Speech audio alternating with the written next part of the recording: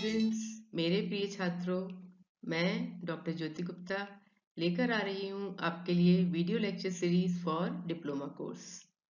यह video lecture series Rajiv Gandhi प्रौद्योगिकी विश्वविद्यालय भोपाल के डिप्लोमा पाठ्यक्रम के लिए विशेष रूप से तैयार की जा रही है, किंतु इस वीडियो लेक्चर सीरीज से इंजीनियरिंग के अन्य छात्र भी लाभान्वित हो सकते हैं। इस वीडियो लेक्चर सीरीज में हमारा विशेष प्रयास है कि हमारे छात्र सरलता से और सुगमता से तकनीकी विषयों के सिद्धांतों को समझ सकें, आत्मसात कर सकें। हमारा विषय है wireless communication and mobile computing, जो कि इंफॉर्मेशन टेक्नोलॉजी डिप्लोमा कोर्स के 5th सेमेस्टर का सब्जेक्ट है। आज हम पढ़ेंगे सेल इंफ्रास्ट्रक्चर, इस मॉड्यूल का आउटकम। इस मॉड्यूल के अंत में छात्र सेलुलर इंफ्रास्ट्रक्चर के सिद्धांतों को जान सकेंगे। अर्थात इस मॉड्यूल के अंत में हमारे जो स्टूडेंट्स हैं वो सेल, जो मोबाइल कम्युनिकेशन की जो बेसिक सेल होती है उसके बारे में, वो सेल कैसे कार्य करती है, उसका क्या इंफ्रास्ट्रक्चर है, उसके बारे में अच्छे से समझ सकेंगे। अब हम यहाँ पर आते हैं, अपना जो टॉपिक है वो है कॉन्सेप्ट ऑफ फ्रीक्वेंसी रीयूज़। इसके प्रीवियस लेक्चर में भी हमने ये वर्ड पढ़ा था, फ्रीक्वेंसी रीयूज़। अब हम उसको डिटेल में पढ़ेंगे कि फ्रीक्वेंसी रीयूज़ किस तरह से मोबाइल कम्युनिकेशन में यूज़ किया जाता है। Frequency reuse, this is a very important advantage of cellular system. Few carrier frequencies are allotted to any TSP. These carriers are reused in distant cells, so large number of customers can be served by limited spectrum. Frequency reuse एक ऐसी technique है cellular communication system की जिसमें कि जो telecom service provider है, TSP है, वो कुछ ही कैरियर फ्रीक्वेंसीज के द्वारा जो है अपने बहुत बड़े कस्टमर बेस को सर्व कर सकता है। इसमें जो टीएसपी है वो पूरे शहर में अपने सेल्स जो है, अपने बीटीआर स्टेशन स्थापित करता है और सेल्स बनाता है, लेकिन यहाँ पर वो कैरियर फ्रीक्वेंसीज को रीयूज़ करता है। अर्थात सेम कैरियर फ्रीक्वेंसीज जो है वो दूर दूर स्थित सेल्स में दोबारा रीयूज़ की जाती हैं। इस तरह से बहुत सारे कस्टमर्स को लिमिटेड स्पेक्ट्रम के द्वारा, लिमिटेड कैरियर्स के द्वारा भी सर्विस दी जा सकती है। तो फ्रीक्वेंसी रीयूज़ का कॉन्सेप्ट जो है वो ही एक्चुअली उसके कारण जो है मोबाइल कम्युनिकेशन पॉसिबल हो सका है। अब हम देखते हैं फ्रीक्वेंसी रीयूज़ फैक्टर के क्या होता है। K is a number of different carrier frequencies FN allotted to any TSP to cover the service area. Same carrier frequency is not used in the neighboring cells. Commonly used value of K is 3 and 4. अब हम ये देखते हैं कि frequency reuse factor क्या है। Frequency reuse factor के की वैल्यू 3 या 4 या 7 ऐसी कुछ होती है। तो फ्रीक्वेंसी रीयूज़ फैक्टर के का मतलब है कितनी डिफरेंट कैरियर्स जो हैं वो उस सर्विस एरिया में यूज़ की जा रही हैं। अगर 3 फ्रीक्वेंसीज जो हैं वो किसी टीएसपी को अलॉटेड हैं, कोई टीएसपी अगर सिर्फ 3 कैरियर फ्रीक्वेंसी के द्वारा ही बार बार रिपीट करके पूरा एरिया कवर कर ले रहा है, तो वहाँ पर फ्रीक्वेंसी रीयूज़ फैक्टर के इज इक्वल टू 3 कहा जाएगा। जैसा कि हम इस पहले फिगर में देख रहे हैं, यहाँ पर फ्रीक्वेंसी रीयूज़ फैक्टर के 3 है। इधर पर 3 फ्रीक्वेंसी F1, F2 और F3 जो है अलॉटेड टू द टीएसपी है। यहाँ पर हम देखेंगे कि येलो कलर का जो फिगर दिख रहा है, येलो कलर में 3 सेल्स दिख रही हैं हमको, जिनका कैरियर F1, F2, F3 है। इसी तरह से रेड कलर में भी 3 सेल्स दिख रही, 3 सेल्स का समूह है रेड कलर का, जिसमें कि F1, F2, F3 हैं। ब्लू कलर में भी 3 सेल्स दिख रही हैं, F1, F2, F3। Green colour में भी 3 सेल्स दिख रही हैं, F1, F2, F3। तो हम देखते हैं यहाँ पर 3 सेल्स का समूह जो है वो स्थापित किया गया है, और इन 3 सेल्स के अंदर 3 विभिन्न फ्रीक्वेंसीज हैं। लेकिन हम ये देखेंगे यहाँ ध्यान से कि कोई भी 2 नेबरिंग सेल्स, यानी कोई भी 2 पड़ोसी सेल्स में सेम फ्रीक्वेंसी का यूज़ नहीं होगा। पड़ोसी सेल्स में हमेशा डिफरेंट फ्रीक्वेंसी ही यूज़ की जाएगी, डिफरेंट कैरियर फ्रीक्वेंसी। तो ये जो है यहाँ पर k इज इक्वल टू 3 का डिस्ट्रीब्यूशन समझाया गया है। अब हम देखते हैं k इज इक्वल टू 4 का डिस्ट्रीब्यूशन, जो कि इस फिगर में समझाया गया है। यहाँ पर 4 frequencies F1, F2, F3, F4 जो है वो TSP को अलॉट की गई हैं। यहाँ पर हम देखते हैं कि जो येलो कलर का जो एरिया है यहाँ पर 4 सेल्स का समूह है, जिसमें कि 4 फ्रीक्वेंसीज हैं F1, F2, F3 और F4। इसी तरह से ग्रीन कलर में भी 4 फ्रीक्वेंसीज हैं F1, F2, F3, F4। Blue colour में भी 4 फ्रीक्वेंसीज हैं F1, F2, F3, F4, है ना। तो ये 4 फ्रीक्वेंसीज का जो सेट है ये बार बार रिपीट हो रहा है ना। तो हम देखते हैं कि यहाँ पर एक ऊपर एक सेल है जिसमें F1 यूज़ हो रहा है, यहाँ नीचे भी एक सेल है जहाँ F1 यूज़ हो रहा है, यहाँ इधर भी एक सेल है जहाँ F1 यूज़ हो रहा है। मतलब ये F1 कैरियर जो है वो बार बार रिपीट हो रहा है, लेकिन इनका जो डिस्टेंस है सेल का वो बहुत दूर है ना। तो ये इतनी दूर सेल्स होती हैं कि एक सेल का जो F1 कैरियर है वो दूसरे F1 सेल से के अंदर घुस नहीं सकता, बहुत दूर रहता है। तो इस तरह से बार बार फ्रीक्वेंसीज को यूज़ करना पॉसिबल हो पाता है, क्योंकि टावर से जो सिग्नल निकलता है, कैरियर पावर निकलता है, वो सिर्फ इतना रहता है कि वो अपने सेल को ही कवर करता है, वो आगे की दूसरी सेल्स में प्रवेश नहीं करता। इसीलिए जो है वो दूर स्थित सेल्स में सेम कैरियर को यूज़ करके बहुत सारे यूज़र्स को सर्विस दी जा सकती है। तो ये फ्रीक्वेंसी रीयूज़ का कॉन्सेप्ट जो है वो मैं समझती हूँ कि आप लोग को अच्छे से समझ में आ गया होगा। चलिए हम चलते हैं अगले टॉपिक पर, signal to interference ratio. Signal to interference ratio SIR में सिग्नल पावर जो है is the power of information signal, और interference power is the power of co channel और adjacent channel which is unwanted signal and interferes with the wanted signal, है ना। तो interference power जो है, इंटरफेरेंस सिग्नल का पावर क्या है, एक्चुअली को चैनल या एडजेसेंट चैनल का पावर है जो कि अनवांटेड है और इंटरफेरेंस पैदा कर रहा है, इसलिए इसको कहते हैं interference power. SIR is very important parameter in wireless communication.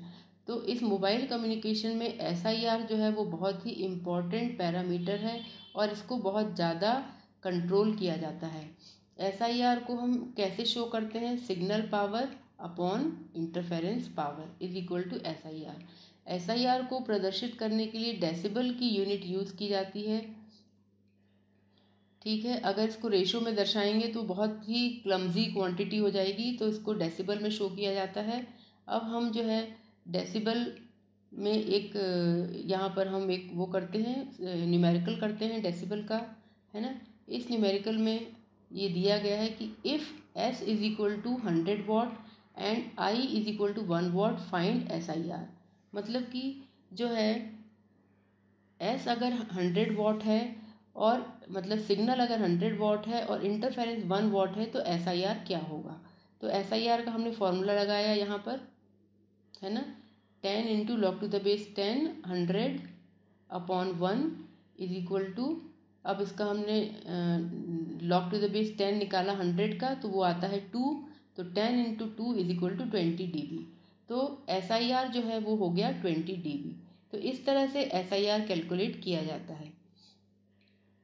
अब हम देखते हैं कि एडजेसेंट चैनल इंटरफेरेंस क्या होता है। When two carrier frequencies are located in adjacent radio channels, for example F1 and F2, then signal of carrier F1 produces interference in the other carrier F2 signal because their bandwidth may overlap. So adjacent carriers are not used in neighboring cells in the mobile communication. यहाँ हम देखते हैं कि adjacent channel का मतलब क्या है ना। एडजेसेंट चैनल का मतलब है कि दो रेडियो चैनल्स जिनकी कैरियर फ्रीक्वेंसीज आसपास हैं, बिल्कुल सटी हुई कैरियर फ्रीक्वेंसीज हैं। मतलब कि अगर एक की बैंडविड्थ जो है वो दूसरे की बैंडविड्थ से बिल्कुल सटी हुई है, यानी कि एक का सिग्नल दूसरे में घुस सकता है ना। जब सिग्नल रिसीव किया जाता है तो वहाँ पर एक फ़िल्टर होता है जो कि उस सिग्नल के बैंडविड्थ जो कि सिग्नल को प्रवेश देता है, मतलब कि फ़िल्टर करके घुसने देता है। अगर कोई दूसरा सिग्नल जो आसपास है या कोई नॉइज़ है जो उसी फ्रीक्वेंसी पर है तो वो भी उस फिल्टर से उस फिल्टर के अंदर प्रवेश कर जाती है और इंटरफेरेंस या डिस्टॉर्शन क्रिएट करती है ना। तो जो एडजेसेंट चैनल इंटरफेरेंस होता है वो जो है वो पास जो चैनल्स होती हैं उनके कारण होता है ना। तो इस इंटरफेरेंस को दूर करने के लिए ये ज़रूरी है कि मोबाइल कम्युनिकेशन में जो एडजेसेंट सेल्स हैं या पड़ोसी सेल्स हैं, उन पड़ोसी सेल्स में एडजेसेंट रेडियो चैनल्स ना अलॉट की जाएं, ठीक है ना। ऐसा पॉसिबल हो सकता है कि एक टीएसपी जो है उसके भी सेल्स वहीं पर हैं, दूसरा टीएसपी है उसके जो कैरियर्स हैं उसके भी सेल्स ओवरलैप कर रहे हैं, तो एक टीएसपी के सिग्नल दूसरे टीएसपी के सिग्नल को इंटरफियर कर सकते हैं, ऐसा पॉसिबल है। इसीलिए जो है ये बहुत ध्यान रखा जाता है कि एडजेसेंट चैनल इंटरफेरेंस ना हो। मतलब कि जितनी भी टीएसपीज होंगे, जितनी भी टेलीकॉम सर्विस प्रोवाइडर्स हैं, वो ये निश्चित करते हैं कि से adjacent signal adjacent radio channels जो हैं वो आसपास के सेल्स में लोकेट ना हो, इससे कि एडजेसेंट चैनल इंटरफेरेंस को ख़त्म किया जा सके। अब हम देखते हैं को चैनल इंटरफेरेंस क्या होता है। Co channel interference when wanted signal and interference signal use same carrier, then there is co channel interference because both lie in the same band, है ना। तो को चैनल इंटरफेरेंस यानी कि ऐसा इंटरफेरेंस जो कि सेम कैरियर के कारण हो रहा है। अब ये पॉसिबल हो सकता है कि दो सेल की एक सेल पे एक F1 कैरियर है ना, और थोड़ा दूर स्थित में एक और सेल है उसमें भी F1 कैरियर है, दोनों में सेम कैरियर है ना। लेकिन एक सेल का जो सिग्नल है वो दूर प्रवेश करके दूसरे में घुस गया, है ना, तो वो दूसरे सेल के लिए इंटरफेरेंस कहलाएगा। तो इस चीज़ को जो है इनको चैनल इंटरफेरेंस कहते हैं। यानी कि सेम कैरियर पे दो अलग अलग सिग्नल अगर हैं तो वो एक दूसरे को इंटरफियर करेंगे। तो ये चीज़ बहुत ज़्यादा मोबाइल कम्युनिकेशन में इसको दूर करना बहुत ज़रूरी है, क्योंकि मोबाइल कम्युनिकेशन जो है वो फ्रीक्वेंसी रीयूज़ की टेक्निक पर ही आधारित है, अर्थात सेम कैरियर फ्रीक्वेंसी को बार बार यूज़ किया जाता है ना। तो अब हम देखते हैं कि इसको कैसे जो है कंट्रोल किया जा सकता है। यहाँ पहले हम देखते हैं signal on carrier F1 in one cell if reaches the distant cell using same carrier F1 then it creates co-channel interference in the other cell। यही मैंने अभी बताया आपको कि अगर एक सेल में F1 कैरियर है, वो अगर दूर स्थित दूसरी सेल जहाँ पर F1 ही कैरियर है वहाँ तक अगर पहुँच जाएगा तो वो इंटरफेरेंस क्रिएट करेगा, ठीक है। अब इसको मैनेज कैसे करना है। टू मैनेज को channel interference the transmit power is dynamically controlled so that signal remains within the geographical limits of the cell. यहाँ पर जो है डायनेमिकली कंट्रोल किया जाता है ट्रांसमीटर पावर को, मतलब कि प्रति क्षण जो है उसका सिग्नल पावर का जो ट्रांसमिट पावर है उसको कंट्रोल किया जाएगा। हमेशा जो सिग्नल है वो सेल की बाउंड्रीज के अंदर ही रहना चाहिए। अगर किसी कारणवश सिग्नल बाहर चला गया तो वो दूसरे सेल में इंटरफेरेंस क्रिएट करेगा। इसीलिए जो है ट्रांसमिट पावर को डायनेमिकली कंट्रोल किया जाता है। सेल स्प्लिटिंग क्या होता है, अब हम देखेंगे सेल स्प्लिटिंग क्या है। सेल स्प्लिटिंग ऐसी प्रक्रिया है जिसके द्वारा एक बड़े साइज की सेल को छोटे सेल्स में विभाजित किया जाता है। जब कभी बड़ी सेल में यूजर्स की संख्या अत्यधिक बढ़ जाए या यूजर्स का घनत्व अधिक हो तब सेल स्प्लिटिंग के द्वारा मोबाइल सर्विस का परफॉर्मेंस सुधारा जा सकता है, ठीक है ना। तो सेल स्प्लिटिंग जो प्रक्रिया है उसमें एक बड़ी सेल को स्प्लिट करके अर्थात तोड़ के छोटी छोटी कई सेल्स बनाई जा सकती हैं, है ना। तो ऐसा इसलिए किया जाता है ताकि अगर कभी यूज़र्स की संख्या बहुत अधिक बढ़ गई है तो फिर कैसे सर्विस दी जाएगी, तब सेल को स्प्लिट करना पड़ेगा। सेकंड पॉइंट पे हम देखते हैं सेल स्प्लिटिंग आवश्यकता अनुसार परमानेंट या टेम्परेरी हो सकती है। जब कभी कहीं बड़े कार्यक्रम या सभा का आयोजन हो तब कुछ समय के लिए टेम्परेरी सेल स्प्लिटिंग के द्वारा मोबाइल सर्विस एनहेंस दी जाती है। जैसा कि हम देखते हैं कि कभी कभी कुछ ऐसे आयोजन होते हैं, भव्य आयोजन, है ना, जो कि कुछ समय के लिए ही होते हैं, जैसे कोई मेला भरता है या कोई टेक फेस्ट हो रहा है या एग्जीबिशन हो रहा है या कोई कॉन्फ्रेंस हो रही है या कुछ स्पोर्ट्स एक्टिविटी हो रही है ना, जिसमें कि कुछ समय के लिए कुछ दिनों के लिए बहुत सारे यूज़र्स जो है एक ही स्थान पर एकत्रित होंगे, तो ऐसी जगह पर मोबाइल सर्विस अगर स्प्लिटिंग मोबाइल सर्विस जो है देना बहुत ही मुश्किल हो जाएगा, क्योंकि वो कॉल ड्रॉप होने लगेंगे। तब वहाँ पर क्या किया जाएगा, एक नई सेल क्रिएट की जाएगी और नई सेल जो है वो इन यूज़र्स को कुछ समय के लिए मोबाइल सर्विस देगी। तो इस तरह से सेल स्प्लिटिंग के द्वारा जो है टेम्परेरी या परमानेंटली जो है कई बहुत सारे जब यूज़र्स हो जाते हैं उनको सेवा दी जाती है। अब हम समझते हैं कि सेल स्प्लिटिंग क्या है। समझिए कि ए सेल के अंदर बी सेल बनाई गई है। ए जो है वो एक बड़ी सेल है, उसके अंदर बी सेल एक छोटी सेल बनाई गई है। इस बी सेल की अपनी सेल साइट होगी, अपना टावर होगा तथा भिन्न कैरियर फ्रीक्वेंसी होगी। बी सेल का ट्रांसमिट पावर भी ए सेल से कम होगा, टावर की हाइट भी कम होगी। इस तरह से हम देखते हैं कि ए सेल जो कि एक बड़ी सेल है, उसमें एक बड़ा टावर लगा हुआ है ना, उसका एरिया बड़ा है तो उसका टावर भी ऊंचा है और उसका जो ट्रांसमिट पावर भी ज़्यादा है, वो उस एरिया में लगा हुआ है। अब उसके किसी एक छोटे से क्षेत्र में जो है कोई सभा का आयोजन हो रहा है, तो वहाँ पर एक छोटा सा एक सेल बी बनाई जाएगी, है ना। उसका एक अपना अलग सेल साइट होगा, उसका बीटीआर होगा, टावर होगा, उसकी अलग कैरियर फ्रीक्वेंसी होगी। वो टावर जो है कम हाइट का होगा और कम पावर का होगा और वो उस एरिया को कवर करेगा, है ना। अब हम यहाँ देखते हैं चौथे पॉइंट पे, ए सेल का सिग्नल बी सेल के अंदर इंटरफेरेंस माना जाएगा। ऐसे में ए सेल के टावर का रेडिएशन पैटर्न को अपडेट करना होगा। तो ए सेल का जो सिग्नल अगर बी सेल में घुस गया तो वो इंटरफेरेंस क्रिएट करेगा। तो ए सेल के टावर को भी उस समय मैनेज करना पड़ेगा कुछ समय के लिए, जब तक कि सेल स्प्लिटिंग। तो सेल स्प्लिटिंग अगर टेम्परेरी की गई है तो वो कुछ समय बाद वो हटा दी जाएगी। और अगर परमानेंट की जाती है, समझ लीजिए कि पहले जो है जब इनिशियली सेल जो बनाई गई थी टीएसपी के द्वारा, तब वहाँ पर कम मोबाइल यूज़र्स थे उसके, तो वहाँ पर उसने एक डिज़ाइन किया था पूरा सेल स्ट्रक्चर, किंतु कुछ समय बाद उसके यूज़र्स बहुत बढ़ गए, है ना। या कोई कंपनी का ऑफिस है जहाँ पर यूज़र्स जो है बहुत सारे हो गए, तब वो क्या करेगा, तब वो वहाँ पर उस सेल को स्प्लिट करके एक नई सेल क्रिएट करेगा और वहाँ एक परमानेंट नई सेल क्रिएट करेगा और उस ऑफिस को सर्विस देगा। तो इस तरह से सेल स्प्लिटिंग करके जो है ज़्यादा नंबर ऑफ कस्टमर्स को सर्विस दी जा सकती है। आगे हम चलते हैं, सेल सेक्टरिंग क्या है। जब सेल साइट टावर सेल के मध्य में स्थित हो तथा ओमनी डायरेक्शनल एंटेना का उपयोग होता है, तब सिग्नल का कवरेज निम्न क्वालिटी का होता है। यहाँ पर हम देखते हैं कि ओमनी डायरेक्शनल एंटेना अर्थात अगर एक बेसिक सेल बनाई गई है सिंपल सी, जहाँ पर कि कम लोग रहते हैं, जैसे रूरल एरिया है, तो वहाँ पर ज़्यादातर इस तरह का उपयोग किया जाता है कि सेल के बीचों बीच एक टावर लगाते हैं और उसमें एक omni directional antenna, omni directional अर्थात जो चारों तरफ एक समान रेडिएशन देता है, वो है ओमनी डायरेक्शनल एंटेना। जैसे कि एक बल्ब की रोशनी जो है वो चारों तरफ एक समान रोशनी देती है, इसी तरह से जो ओमनी डायरेक्शनल एंटेना है वो चारों तरफ एक समान सिग्नल देता है। ठीक है, तो ऐसा जो सिग्नल कवरेज होता है वो एक रूरल एरिया या कम जहाँ पर यूज़र्स हों, है ना, या फिर एकदम जोग्राफिकल जो कंडीशन है वो बिल्कुल सामान्य हो, बिना किसी ऑब्स्ट्रक्शन के हो, वहाँ पर ये काम करता है।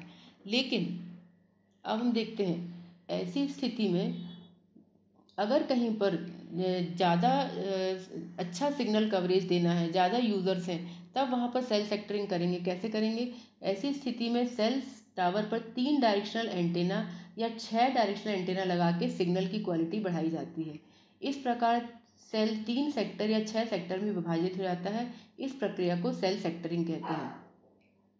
तो सेल सेक्टरिंग में क्या होता है कि जो बीच में टावर लगा हुआ है उसमें पहले ओमनी डायरेक्शनल एंटेना था, उसको हटाकर अब 3 सेक्टर एंटेना लगाए जाएंगे या 6 सेक्टर एंटेना लगाए जाएंगे। ये सेक्टर एंटेना जो होते हैं वो डायरेक्शनल होते हैं, है ना, एक विशेष दिशा को कवर करते हैं।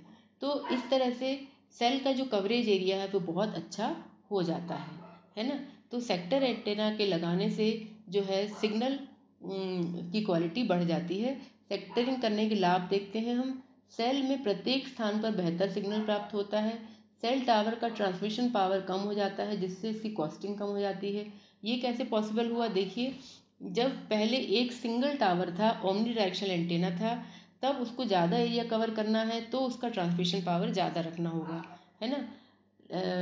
तो उसका पावर ट्रांसमिशन ज़्यादा होगा तो उसका कॉस्टिंग भी ज़्यादा होगी।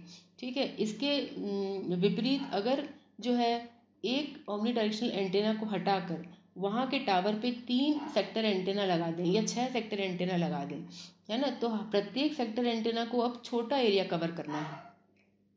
छोटा एरिया कवर करने के लिए उसको कम पावर लगेगा, तो कम पावर लगेगा तो कॉस्टिंग भी कम हो जाएगी, है ना।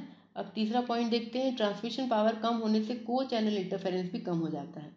अब हम देखते हैं कि यहाँ पर जब सेक्टर एंटेना लगाए जाते हैं तो ट्रांसमिशन पावर कम हो जाता है। ट्रांसमिशन पावर जब कम होता है तो वो अपनी ही सेल के अंदर जो है सीमित रहता है और दूसरे सेल में नहीं घुसता। इस तरह से वो को चैनल इंटरफेरेंस भी इससे लिमिट हो जाता है सेल सेक्टरिंग के द्वारा। अब हम देखते हैं यहाँ पर एक फिगर दर्शाया गया है सेल सेक्टरिंग और सेल स्प्लिटिंग को एक्सप्लेन करने के लिए। ये देखिए, ये इस फिगर में सबसे पहले जो है ये एक ओमनी डायरेक्शनल एंटेना का जो सेल है वो इस तरह का दिख रहा है। इसके बाद यहाँ पर एक सेल सेक्टरिंग की गई है। यहाँ पर जो है इस फिगर में 6 सेक्टर एंटेना लगे हैं, प्रत्येक एंटेना 60 डिग्री का एंगल कवर कर रहा है ना। और तीसरे फिगर में हम देखते हैं यहाँ पर 3 सेक्टर एंटेना लगे हैं और 120 डिग्री का एरिया कवर कर रहे हैं। तो ये जो सेक्टर एंटेना जो है यहाँ पर लगाए गए हैं। अब हम यहाँ देखते हैं सेल स्प्लिटिंग।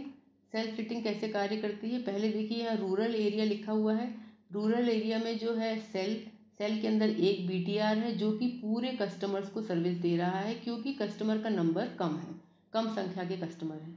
अब यहाँ पर अर्बन एरिया में जब आए, यहाँ पर अर्बन एरिया में देखिए नंबर ऑफ कस्टमर्स बढ़ गए हैं, तो यहाँ पर जो है एक सेल को स्प्लिट करके बहुत सारी सेल बना दी गई। यहाँ लगभग 7 सेल बनाई गई हैं एक सेल के अंदर, है ना। तो ये अर्बन एरिया। अब यहाँ डेंस अर्बन एरिया यानी कि और भी ज़्यादा घनत्व वाला एरिया जहाँ पर कस्टमर की संख्या बहुत ज़्यादा अधिक है, तो वहाँ पर जो है अब सेल के अंदर भी सेल यानी कि तीसरे लेवल पे स्प्लिटिंग की गई है ना। इतनी छोटी छोटी माइक्रो सेल्स बना बना के जो है छोटे छोटे टावर्स लगा के सर्विस दी जा रही है। तो ये सेल स्प्लिटिंग के द्वारा जो है अधिक घनत्व वाले क्षेत्र में जो है सर्विस दी जाती है। तो इस तरह से जो है हमने सेल सेक्टरिंग भी पढ़ा, सेल स्प्लिटिंग भी पढ़ा। तो इस तरह से हमारा जो लेक्चर है वो आज ख़त्म होता है।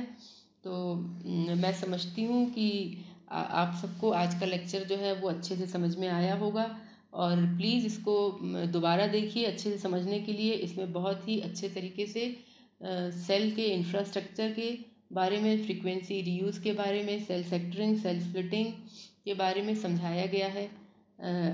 मैं उम्मीद करती हूँ कि आपको मेरा लेक्चर पसंद आया होगा। तो प्लीज़ शेयर करिए, लाइक करिए, सब्सक्राइब करिए और वेट करिए मेरे अगले वीडियो लेक्चर का। तब तक के लिए गुड बाय।